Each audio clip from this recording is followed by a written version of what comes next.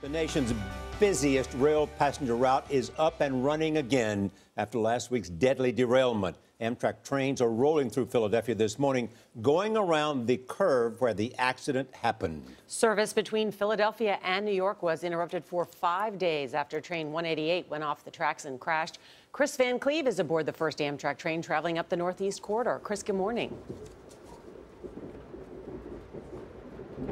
Good morning. The train left Philadelphia about 6 this morning. When we got to the section of newly repaired track and that curve where the derailment happened, the train slowed noticeably. Commuters stepped onto Amtrak train 110 this morning in Philadelphia, heading north for the first time since Tuesday's derailment killed 8 people. About 200 were injured. 3 remain in critical condition. Investigators continue to search for the cause of the accident and the source of the damage to the engine's windshield. On Sunday, the NTSB's Robert Sumwalt backed away from speculation someone shot at the train. I've seen the fracture pattern. It looks like something about the size of a grapefruit, if you will, and it did not even penetrate the entire windshield. Over the weekend, NTSB investigators met with the engineer of a regional SEPTA train hit by a projectile shortly before train 188 derailed. And this picture shows damage to a third train, also hit around the same time. Passenger Madison Calvert took this picture. I didn't see what hit it. It was just, you heard a quick crash. And as soon as I heard it, I turned to my left and saw that the window was, in fact, shattered. Amazing grace. At a memorial service Sunday night, state and federal leaders gathered to remember the lives lost and those injured in the accident.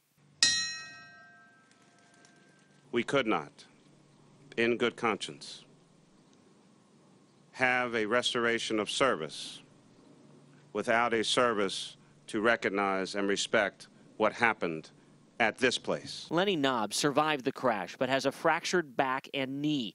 He says that night haunts him. I'm angry at the whole situation, especially since after watching the news, which I try not to do, there is some technology that would have prevented this. Sure, I'm angry, but I'm grateful as well. And before Amtrak could start running this train, they had to make some upgrades required by the federal government. That includes activating a piece of technology that would allow a speeding train to be stopped before it approached the curve where the derailment happened. They also now are assessing the speeds for all sharp curves in the entire Amtrak system and will begin posting speed limit signs along the Northeast Corridor. For now, we are heading towards the Newark station on train 110. Gail?